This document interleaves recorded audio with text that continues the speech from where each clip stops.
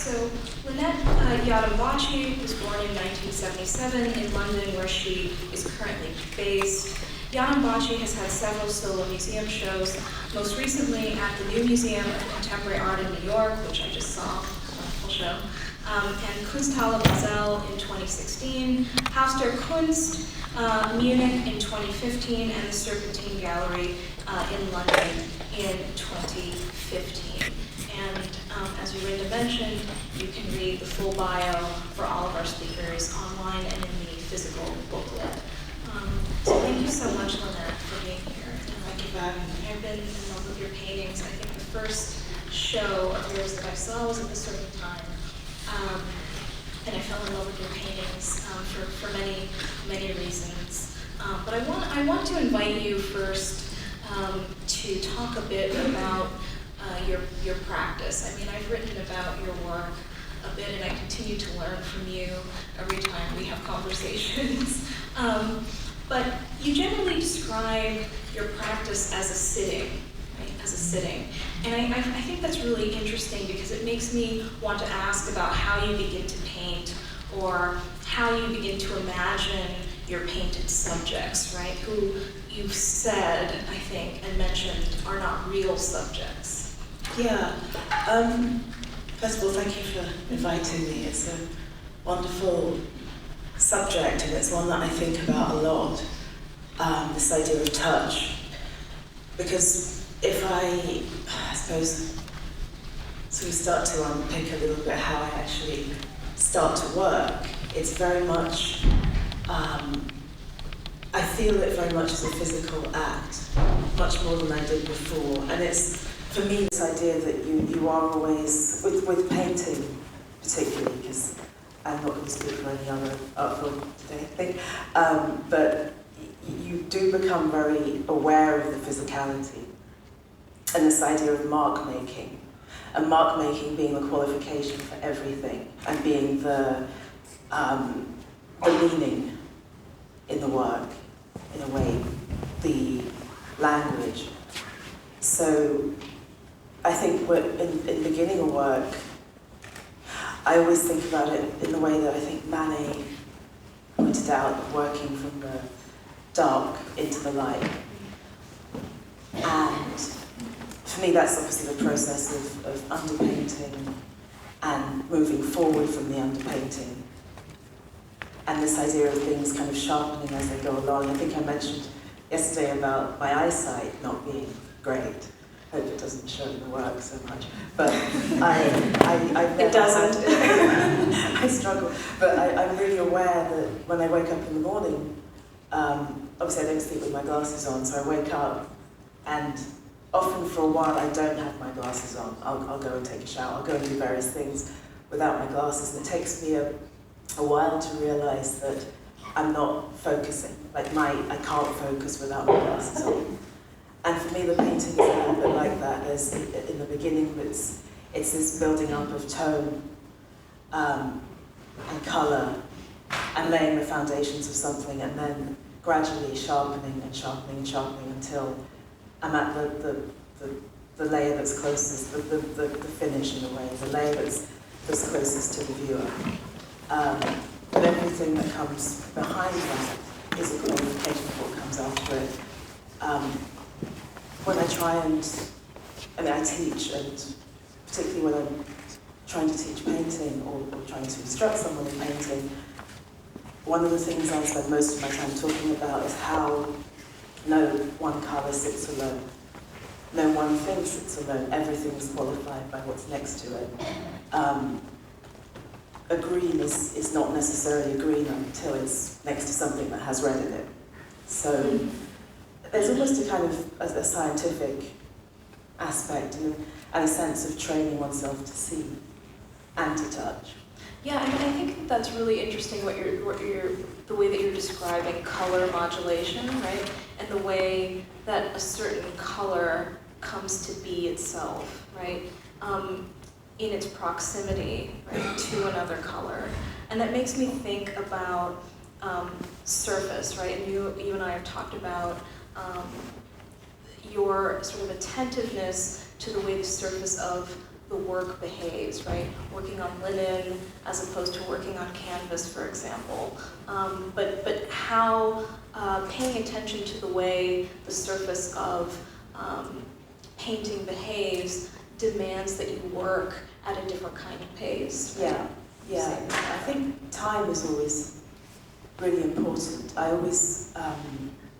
I think one of the things people really latched onto about my work was the speed. Right. This idea of doing things in a day, and it was never meant to read as a kind of Olympic challenge. It wasn't like a race I had or a gimmick. I literally, because of the nature of the surface, I had to work at a certain pace, particularly on a primed canvas. This idea of it kind of slipping and sliding, and the way that the canvas dries meant that it was very difficult to go back to something the next day. So I had to resolve most of it, if not all of it, in one day. Any area that's touched on that canvas has to be resolved, because it's very difficult to work over the top of it after a day. It forms a skin, and then to try and paint over it, you tear the skin, and then you get these little bits, coming around. For me, it was an irritation.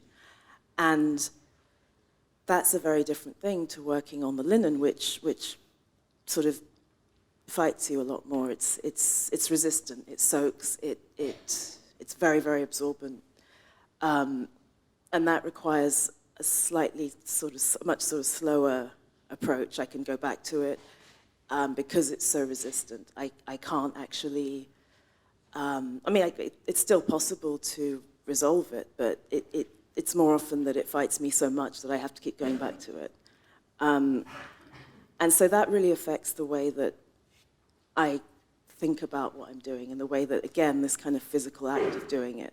Because the time, when I think of the sitting or the time it takes to make a work, it's really not affected by the size of the canvas. It's not affected by the size of the painting. It's really something else.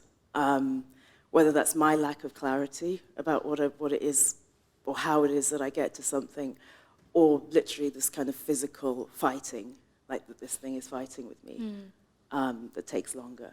Yeah, and I think that that brings up questions about the editing process, right? And also, in turn, about attuning yourself to the affect and mood of your paintings, right? Because I think one of the things that, at least I was immediately struck by in viewing the work is the kind of pervasive moodiness, right? The sort of affect that is contained within the paintings. And I want to, I know you said that, right, going back and editing requires that you think about maybe the wrong mood or the wrong feel, right? And moving through that in a way and trying to get the mood and the feel right. I want to ask you to say a little bit about that, and then maybe we can talk about affect and scale and tone a bit. Yeah, because I think one of the things that I decided very early on was that I wasn't that interested in depicting people who were sat in front of me. So I don't work from a sitter. There's no one there. It's each painting is a composite of different sources. So they're all fictitious, I think is the best way to put it. And one of the reasons for that was that I wanted to not be particularly bogged down by the sense of that person in front of me, like the mood of necessarily that they were bringing to the studio, or a set of ideas or agendas or worries that they're bringing in. I wanted to get away from that and really focus on the painting to some degree. So in the act of doing that, I think it's this idea of mood becomes a lot more complicated for me, because it's one of those things you can't really preempt so much. It's something throughout painting for me that you can't necessarily always take full control of.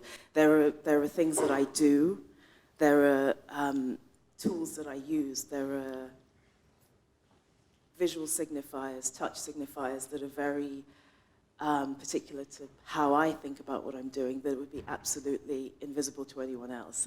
It's this thing of trying to get to something without necessarily forcing it. And that's where the editing comes in, because I fail a lot of the time to do that. And it reminds me of there's a Miles Davis track, because I always think about music in relation to, and particularly jazz, that there are these, when you're listening to jazz, the way that the music moves is not necessarily where you expect it to go.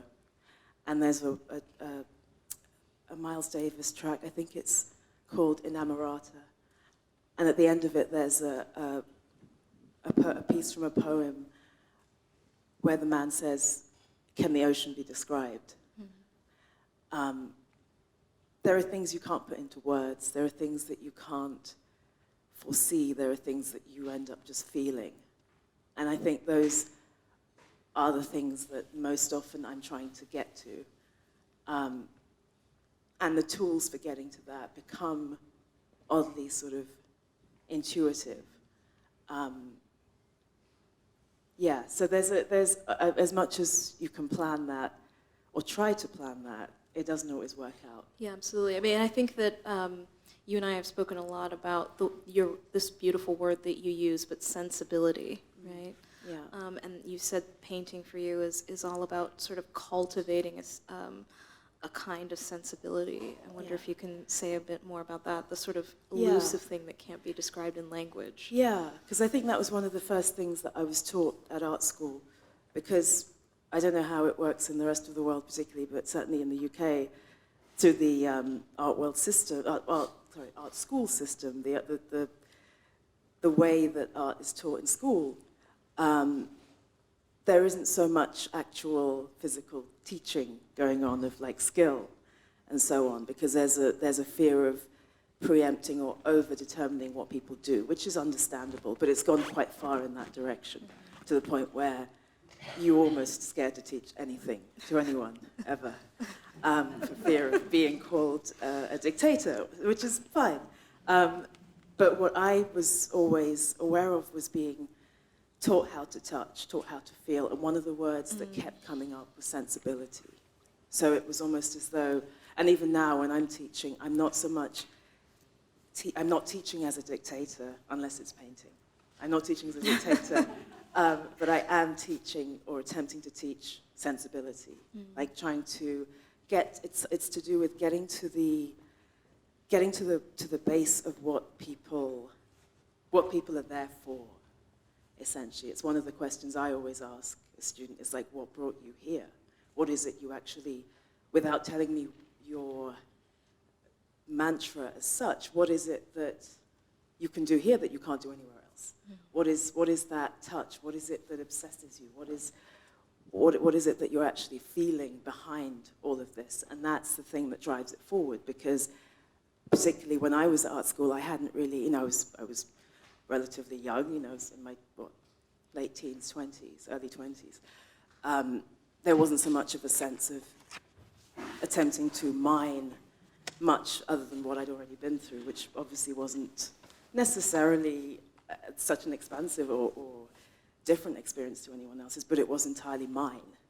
And within that was a sensibility. Within that was a way that I'd learned to see the world that came through how I grew up, who I was raised by, where my eyes rested when I opened my eyes every morning, who was around me, who was I having conversations with.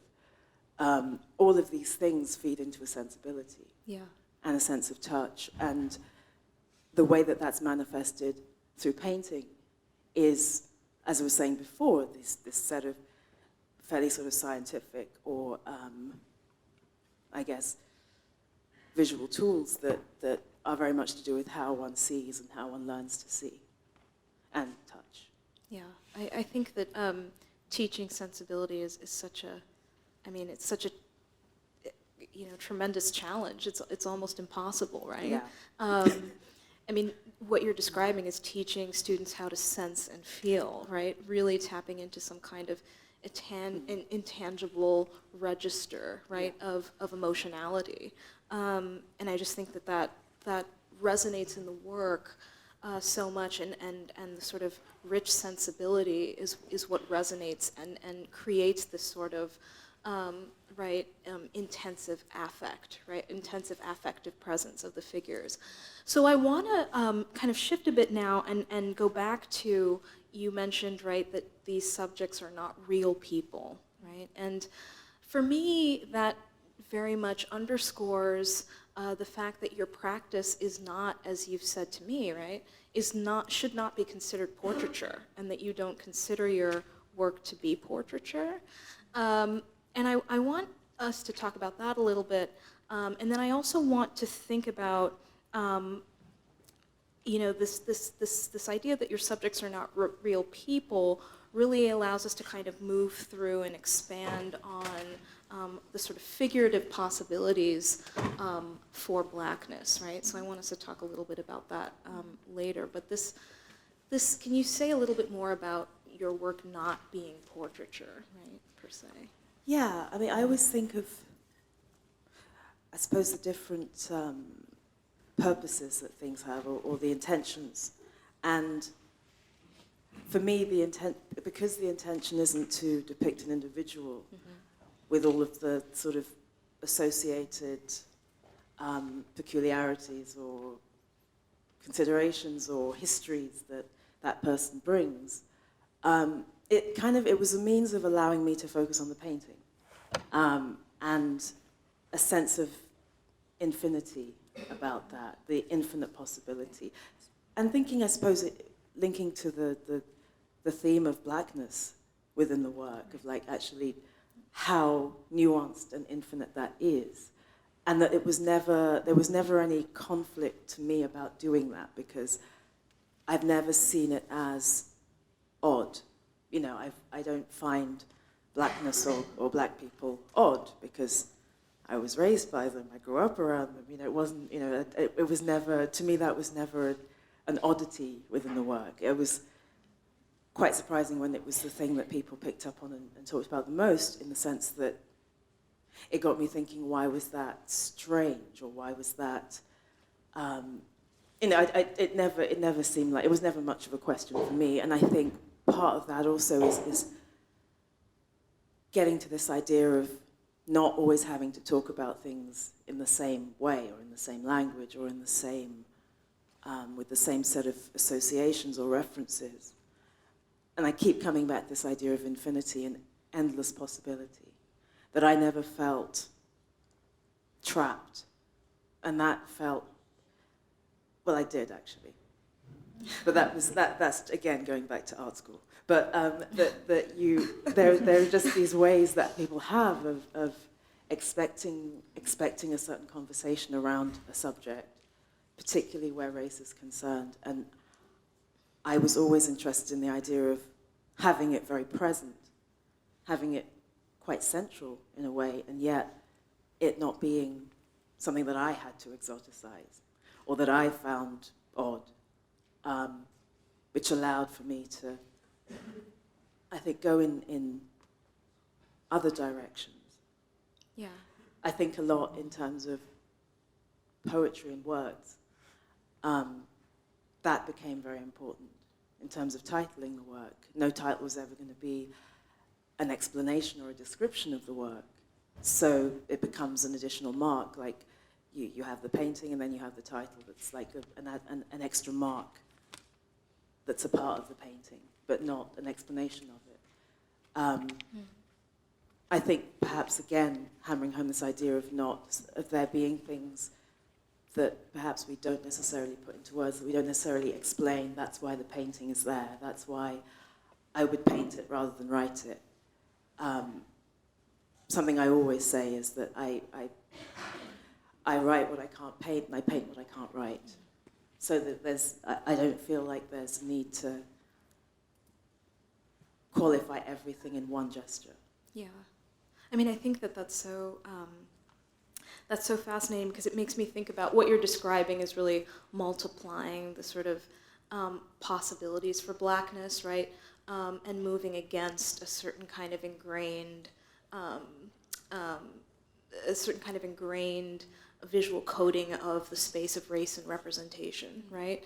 And really I see that happening in a lot of the works where you see this idea of infinity and endless possibility, in the works that really kind of foreground the doubling and tripling of figures, right? So I'm thinking of Master of Menaces here, and Magenta and the Ravages, right? And also the work titled A Culmination. But you've got this sort of sense of multiplication, of multiplying, right? The figures in the work, that really, I think, is, as you've described it, also about exploring the recurrence of certain themes, right? The recurrence of thematic recurrence through color. And I'm wondering if you can say a little bit about the figures, but also, you know, gender and the figures, as you've talked about that too with me. I think there are compositions that I revisit.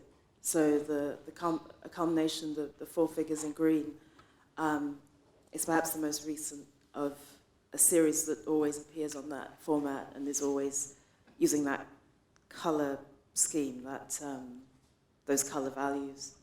And for me, it's a way of punctuating, and it becomes a visual grammar for me, like a form of punctuation that you know, that I might start a body of work with. There was always one painting I would start a body of work with, and that was The Man in the Stripes.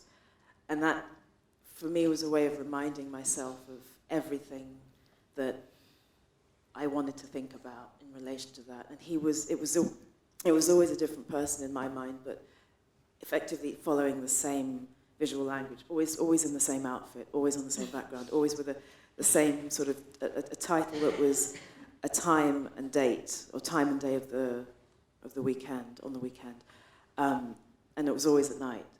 And so there were all these, there were things like that recur, that act as a way of me kind of reminding myself of the type of resonance that's important to me. And I think with some of the other multiples, something I've never really managed to do, or haven't maybe managed to do many times effectively, is the male and female on one canvas, on one picture plane. And that's largely because I just haven't worked out how to do it right.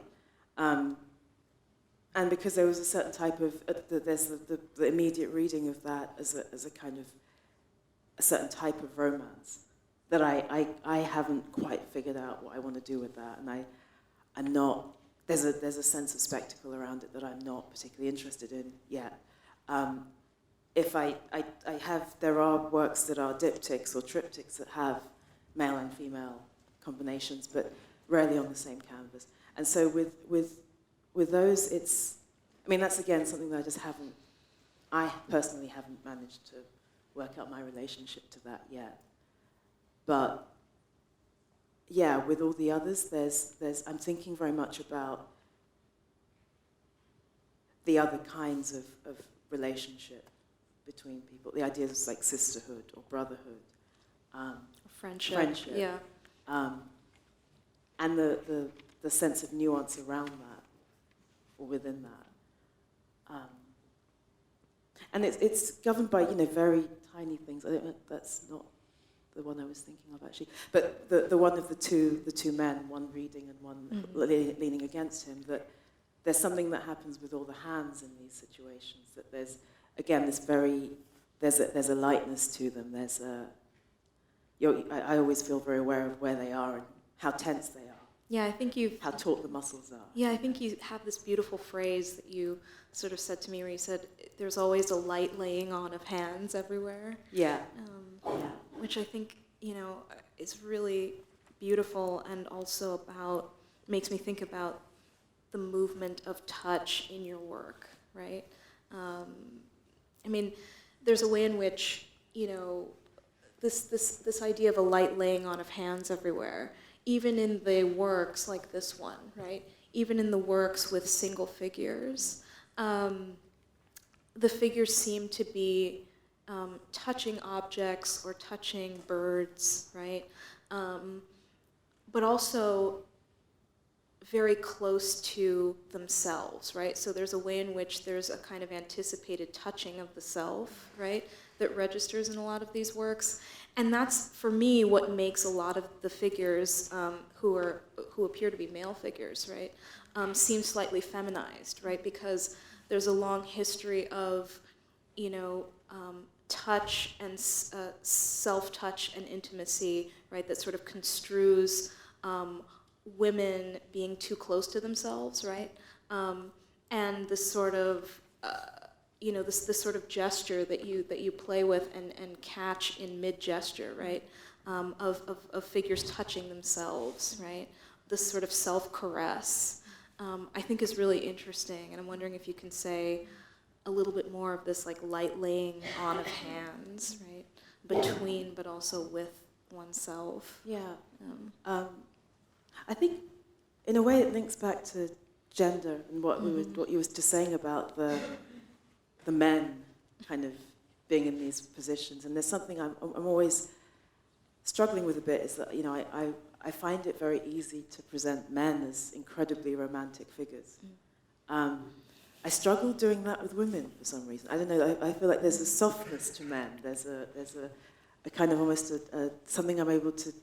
That I feel very comfortable making them very soft, romantic, sentimental, almost kind of, not sentimental, that's a horrible word, but making them these, there's a type of romance I can enact with a male figure that I often like a solo male figure, that I struggle to do with women.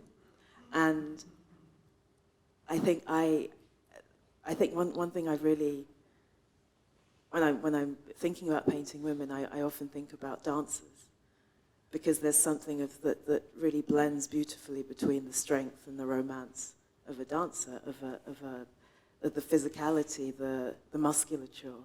It's a different touch. It's a harder one. It's a stronger one. It requires a kind of a balance and a poise and a physicality that's very different to these sort of an odalisque, to a kind of prone figure that's kind of gently touching its environment and surrounded by beautiful objects or by flowers or birds. The presence of a bird or a cat or something is a way of having a relationship or a touch with another living being that isn't human on human. It's a means of having another gaze with there that isn't human. And yeah, I think all these things allow me to broaden or to think about these kind of nuances of relationship and touch and feeling.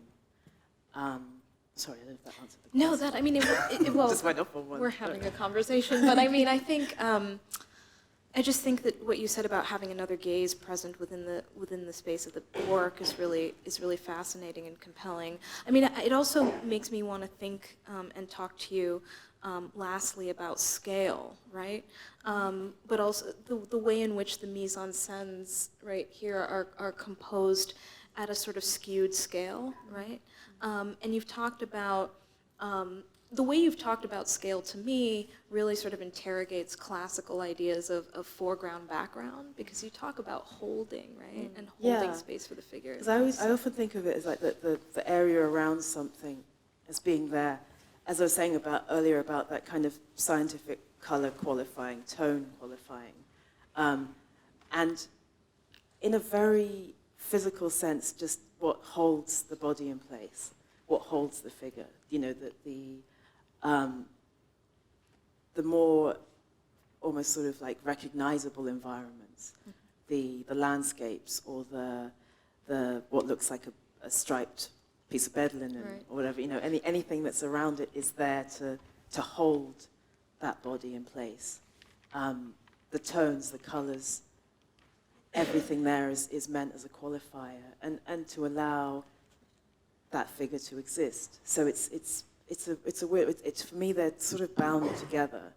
And often I don't know whether I'm, looking at the background or the figure. Yeah. Yeah, and I think, I mean, what's beautiful about the way you've articulated it to me is that the, what is presumed to be the background, right? For example, the work with the stripes, right, is actually there to hold space for the figure, right, and to hold the figure. And then you've talked about weight. Yeah. If you could say a bit about that, balance and weight. Exactly.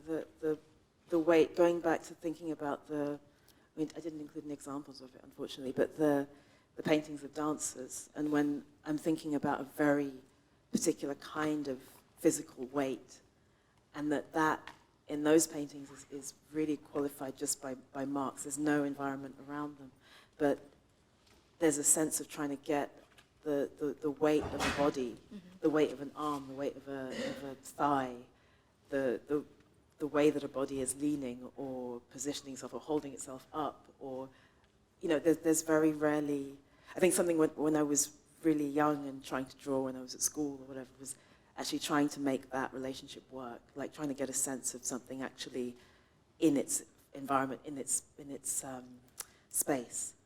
Trying to get away from the idea that it was floating above it, like that person is floating next to a floating chair or a floating table, that, you know, there's no sense of the weight or the gravity being acted upon either, or the way that body is in control of what's around them and actually holding it down. So there's a sense, I think, with many of them of that, the body holding the environment down. Mm-hmm. Mm-hmm. Mm-hmm. Yeah, and I think what really is striking about your work is the way that you're so attuned to the weight of the figure and what it takes to hold or support the figure, right? Spatially, right, in your work. But what that also makes me think about is gesture, right, and capturing a body mid-flight or right mid-gesture, and how painting really prompts you to sort of think about and meditate on, right, the weight of a given body, right, and how a body holds space, but how space holds a body, right, in turn.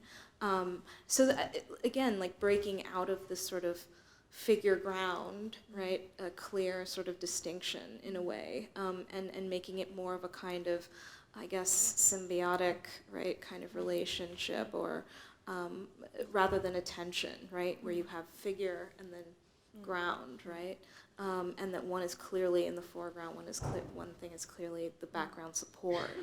I think what's so radical and interesting about your work is the way that tone, light, and color, right, also work in concert to, right, sort of balance out and punctuate these paintings, right? And I'm wondering if you can say a little bit about tone, light, and color, and composition, right? I mean, I think you said that color works as a kind of recurrent theme, right? But also color, I think, intensifies in certain moments here, for example, right? Does, you know, punctuating work, but also attunes us to some kind of, you know, mood or affect as well. I'm wondering if you can maybe say a bit about affect and moods In relation to color. in relation to color, yeah. Yeah, I mean, I've never found color an easy thing to work with. Mm-hmm. Most of my early work, I suppose, was very monochromatic. There wasn't a lot of color, or there wasn't a lot of color, sharp color contrast, I should say, in any of it. And partly that was just that entirely it was just I didn't know how. But as time went on, and the more I painted, the more I tried to look at painting and understand painting, and this relationship between mark and tone and color and composition. Certain things became clearer, and I'm going back to what I was saying earlier about no one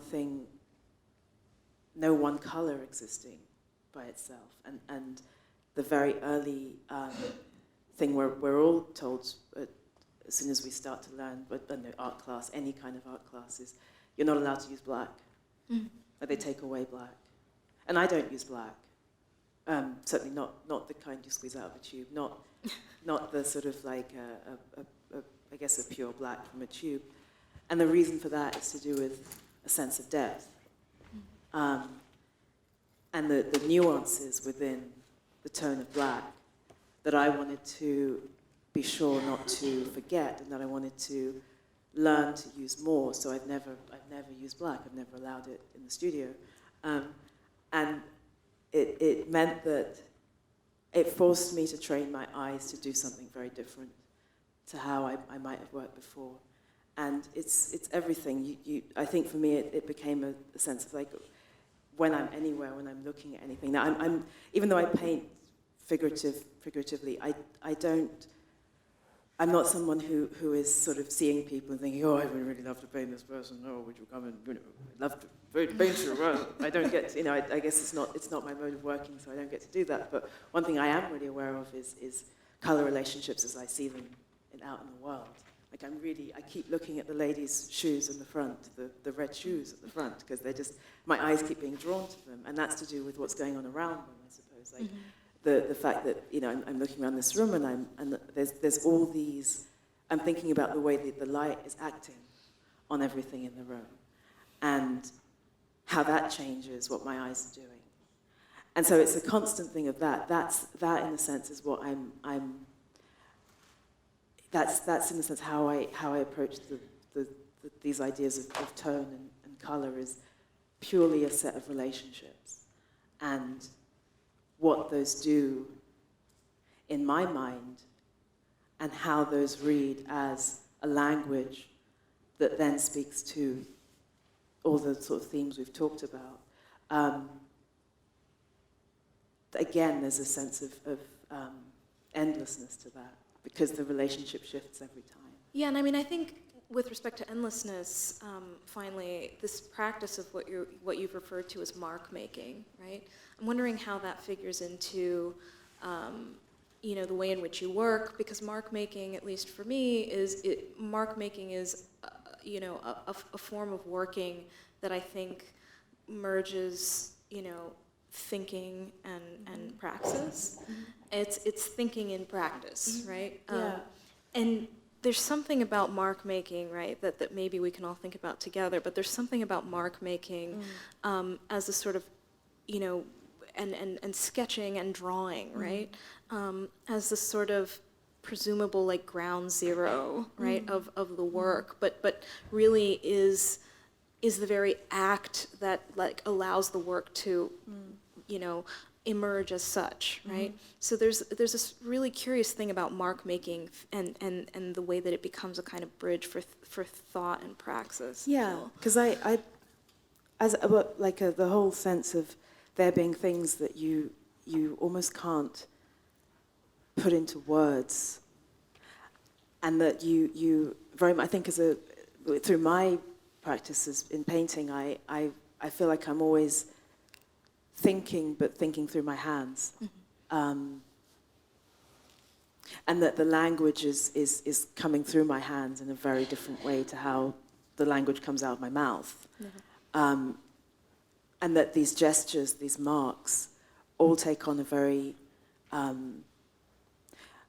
they all take on very particular meanings in the way that I construct something. So going from the kind of the underpainting or the wash, and these much bolder, larger, more violent marks, to something that feels almost like as I was saying about working forward, till I get to like the front when I come straight out into the light, the light in terms of scene light, and also the lightness of a touch, that the most outer layer of marks is usually the most refined. It's the area where perhaps the devilish detail, the things that are outermost, and how that physicality switches from the violent to the refined, from the fast to the slow, to the kind of very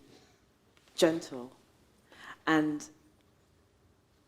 it's something that I do so intuitively now because it's become a part of my own movement, like walking. I don't really necessarily think about it from the outside. I'm sort of thinking in it. It's become my way of seeing, my way of thinking. Right. And as I said, it's very, very difficult to articulate every single detail of that because it's something, it's like trying to explain your, walking. It becomes that, it's become that intuitive. Natural in a way and intuitive Right. to my way of thinking. Yeah, I mean, I think we might open it up for a few questions now. Thank you so much. This is Pleasure. so rich and generative. Questions? Yeah. I don't know if there's a microphone. Okay.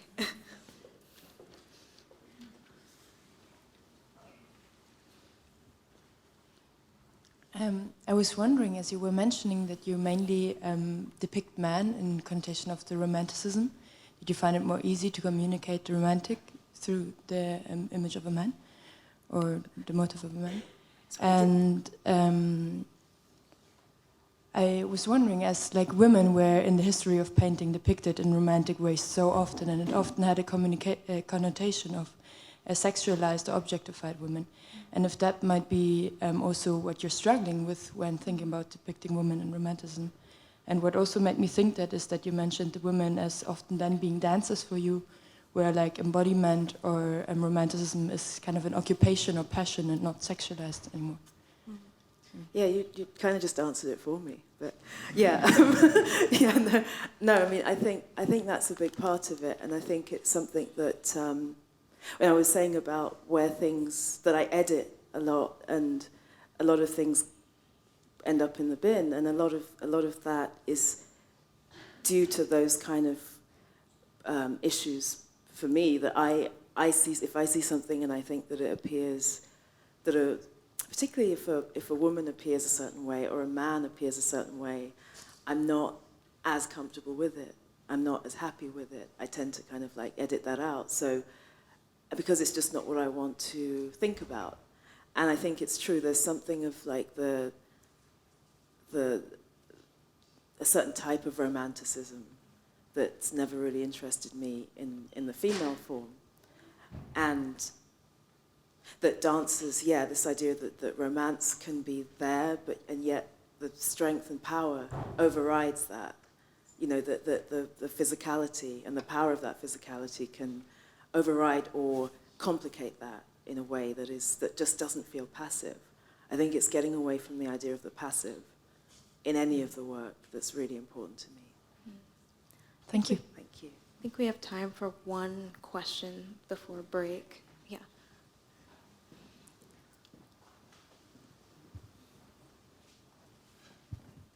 Thank you. So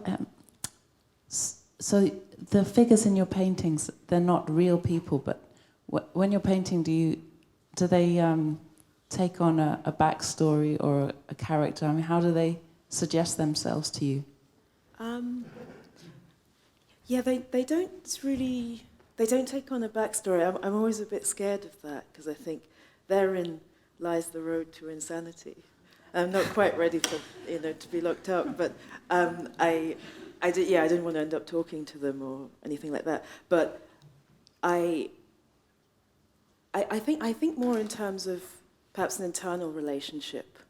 So what's going on within that picture frame rather than a backstory as such. I'm surprised.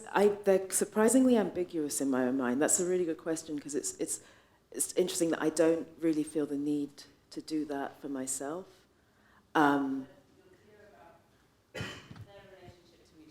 Yeah, but I don't. Where there's more than one figure, there is a clarity that comes usually from pointers such as what they're wearing or where they seem to be or how they are set up or how they're physically relating to each other. But I don't that doesn't feel the same as having a backstory to me. I mean, I almost don't have the time in my own head to kind of build that, and I'm not so interested in that. If there were to be a backstory or a story like that I was interested in, it would manifest itself through a written narrative, because that's what I tend to do. So the narrative, the use of narrative in the painting is much more open-ended in my mind than the written form is. So that often when I write a narrative, like a story of fiction or a poem or whatever it is, there's much more of a sense of the kind of narrative you're thinking about. It's all right. So not a backstory going back, into the childhood, but I kind of, maybe I just mean like how do you, when you're painting them, does it become clear like how they got there, where they are in the space that is also part of the story, or?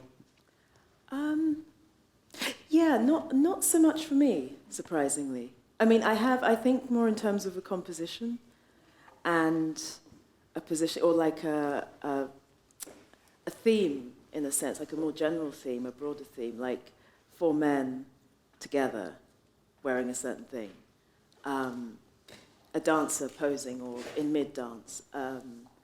So there are suggestions, but yeah, I suppose I just don't think about it like that. It's not my starting point, is what I'm saying. It's not really, it's never been my starting point. My starting point is much more in the language of painting. Yeah, it sounds like non-narrative forms of intimacy is what Yeah. you're sort of describing. Yeah. So like I want to, I mean, that's one of the reasons why I don't even really draw in advance of a painting. I want the language to really be painted rather than written or constructed through words, if that makes sense.